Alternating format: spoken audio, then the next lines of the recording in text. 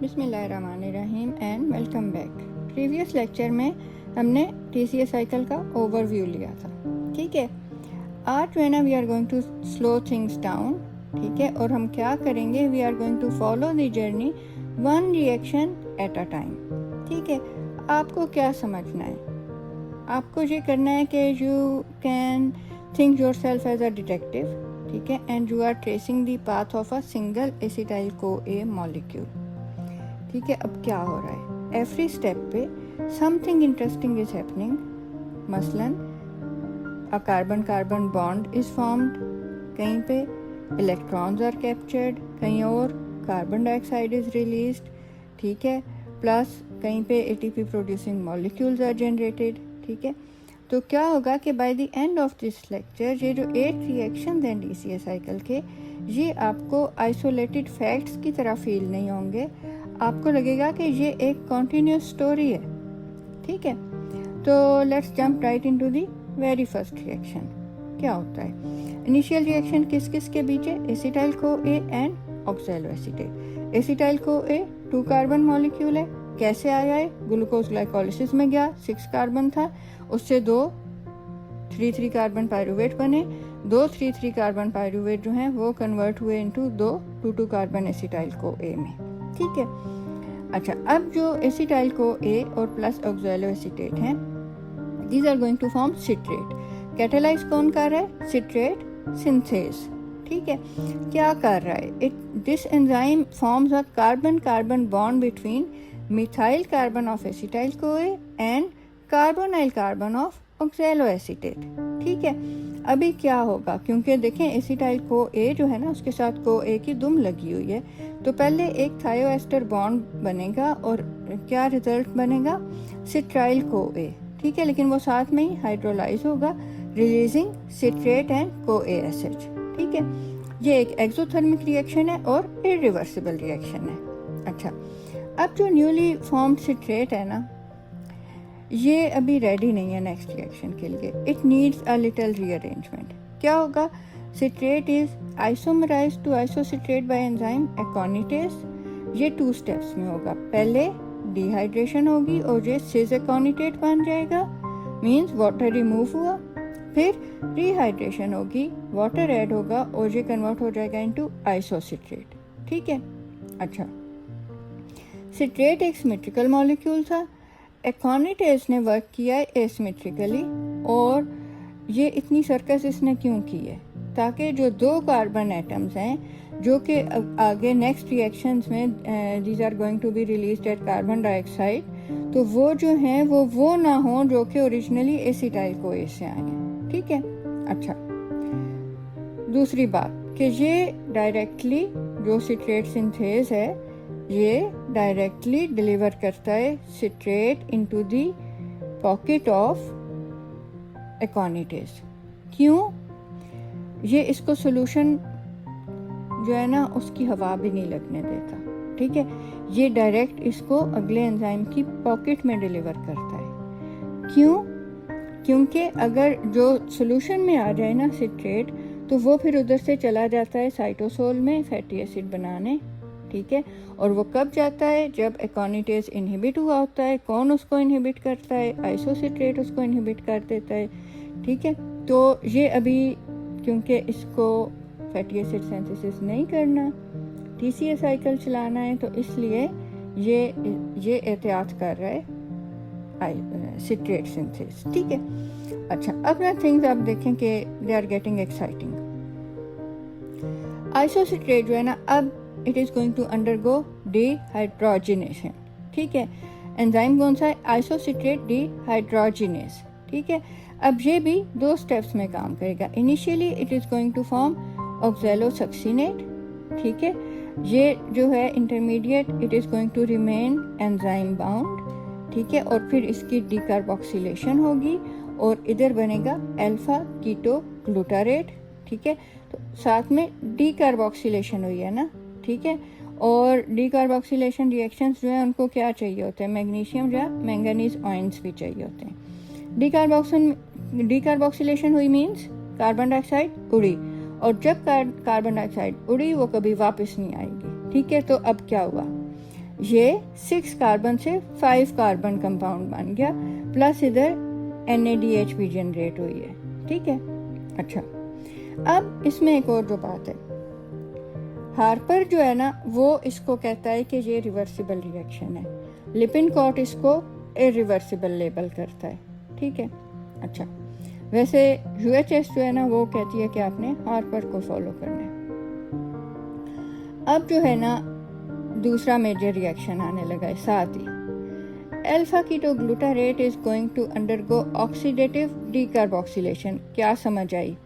Oxidative decarboxylation means NADH भी generate होगा और कार्बन डाइऑक्साइड भी रिलीज होगी, मीन्स एक और कार्बन डाइऑक्साइड उड़ी, तो क्या हुआ, एक और कार्बन एटम गया कार्बन डाइऑक्साइड के साथ, और अब ये 4 कार्बन रह जाएगा, ठीक है।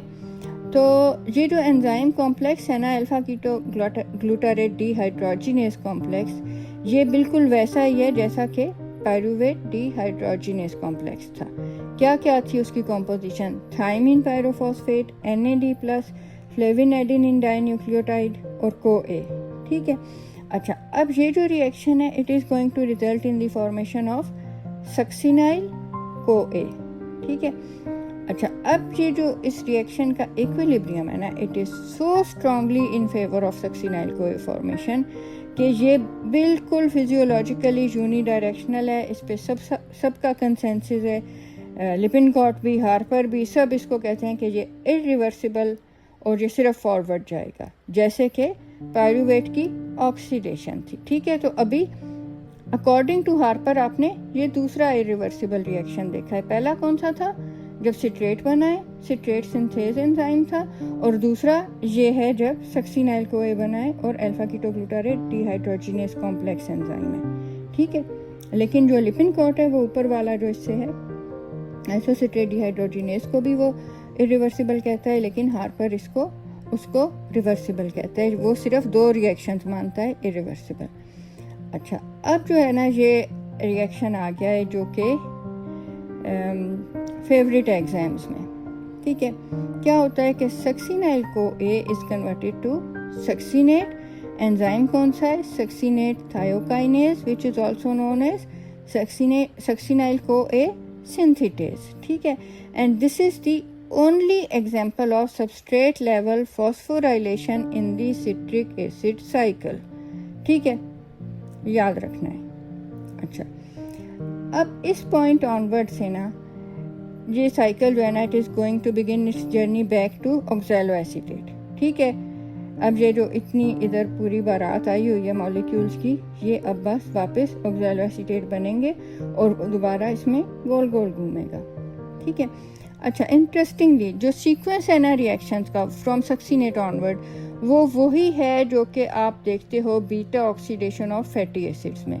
उसमें क्या होता है बीटा ऑक्सीडेशन में? पहले डिहाइड्रोजिनेशन, उसमें क्या होता है, कार्बन कार्बन डबल बॉन्ड बनता है, फिर क्या होता था, वाटर ऐड होता है to form a hydroxyl group, followed by another dehydrogenation, ठीक है, और फिर क्या जनरेट होता है, एक ऑक्सो ग्रुप। तो इसमें भी यही हो रहा है।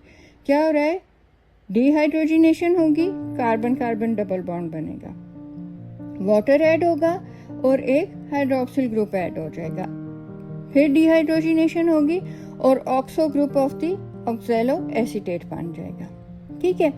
तो पहला जो डिहाइड्रोजिनेशन रिएक्शन है वो क्या बना रहा है, फ्यूमारेट। कौन कैटेलाइज कर रहा है, सक्सिनेट डिहाइड्रोजिनेज। किधर पाया जाता है, इनर माइटोकॉन्ड्रियल मेम्ब्रेन में, ठीक है। तो ये एंजाइम जो है ये complex 2 of the electron transport chain भी बना रहा होता है, ठीक है। और इस एंजाइम के पास क्या है, इसके पास FAD है, आयरन सल्फर सेंटर भी है, और ये डायरेक्टली रिड्यूस करता है यूबिक्विनोन को इलेक्ट्रॉन ट्रांसपोर्ट चेन में। और यूबिक्विनोन क्या है, यूबिक्विनोन को एंजाइम Q को ही कहते हैं, वो आगे इलेक्ट्रॉन लेके जाता है, ठीक है ना। ये क्या होगा, आपको बताया है बहुत दफ़ा कि ये FADH2 जो है वो इधर से स्टार्ट होती है उसकी जर्नी, ठीक है ना, इसीलिए वो 1.5 ATP बनाता है, ठीक है ना। NADH की कॉम्प्लेक्स 1 से होती है, FADH2 की कॉम्प्लेक्स 2 से होती है। कॉम्प्लेक्स 1 पे क्या करता था कॉम्प्लेक्स 1, NADH के इलेक्ट्रॉन्स ले लेता था, उसको वापस भेज देता था। इलेक्ट्रॉन्स के जो गुजरने से एनर्जी जनरेट होती थी उससे वो 4 प्रोटॉन्स पंप करता था।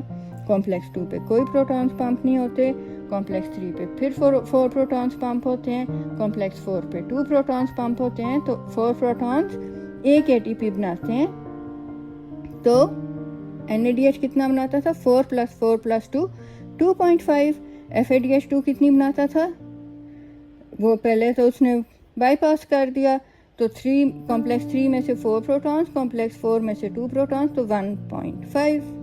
अच्छा, अब जो है ना फ्यूमारेट, ये क्या करेगा, इसका जो एंजाइम है फ्यूमारेज है और उसका दूसरा नाम फ्यूमारेट हाइड्रेटेज है। ये क्या करेगा, it is going to catalyse the addition of water across the double bond of fumarate. और अब क्या होगा, इसमें OH लग जाएगा और अब ये फ्यूमारेट नहीं रहेगा, ये कौन बन जाएगा, मैलेट। अच्छा, अब फाइनल 8th रिएक्शन आ गया है। Malate is oxidised to oxaloacetate by malate dehydrogenase. ठीक है, अगेन इधर NADH जनरेट हो रहा है। ठीक है, फ्यूमारेज जो है ना, ये इससे ये जो सक्सीनेट वाला है, सक्सीनेट डिहाइड्रोजिनेज, इधर FADH2 जनरेट हो रहा था। ठीक है, अब इधर NADH जनरेट हो रहा है। ठीक है, अच्छा, तो आपने देखा ये तीसरा NADH जनरेट हो रहा है। पहला किधर जनरेट हुआ है, आइसोसिट्रेट डिहाइड्रोजिनेज, दूसरा किधर जनरेट हुआ है, अल्फा कीटो ग्लूटारेट डिहाइड्रोजिनेज, और अब ये तीसरा जनरेट हो गया मैलेट डिहाइड्रोजिनेज के पास।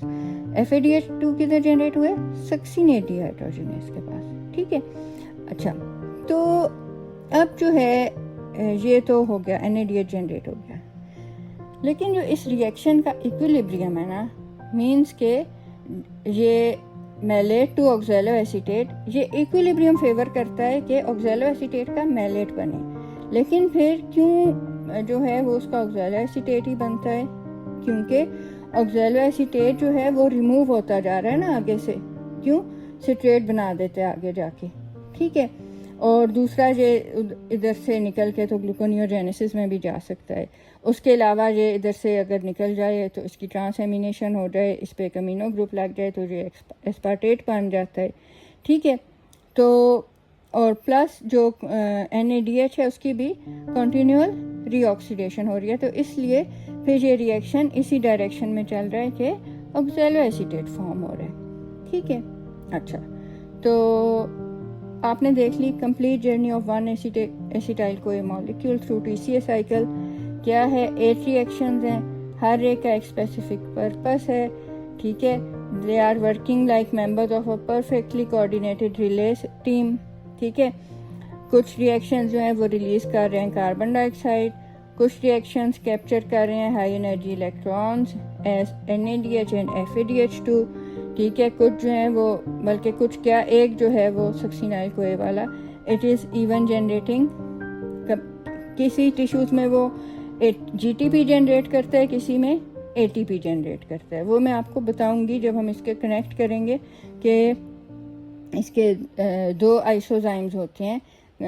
ग्लूकोनियोजेनिक ऑर्गन्स में वो 2 आइसोजाइम्स होते हैं और बाकी ऑर्गन्स में सिर्फ एक ही आइसोजाइम होता है। ठीक है, जो कि ATP बना रहा होता है। ठीक है, लेकिन जो ग्लूकोनियोजेनिक ऑर्गन्स हैं उनमें GTP बना रहा होता है। ठीक है, अच्छा, उसको हम बाद में करेंगे। तो एंड रिजल्ट क्या है कि जनरेट हुआ है, रीजनरेट हुआ है रादर ऑक्सैलोएसीटेट। ठीक है, और अब ये रेडी है to welcome the new acetyl CoA molecule. ठीक हो गया। अच्छा, in our next lecture we are going to shift our focus to toxins और पॉइजन्स का जो इफेक्ट है ना इसके ऊपर, TCA साइकिल के ऊपर। ठीक है, तो until then keep revising, keep connecting the dots, and I'll see you in the next lecture. Happy learning.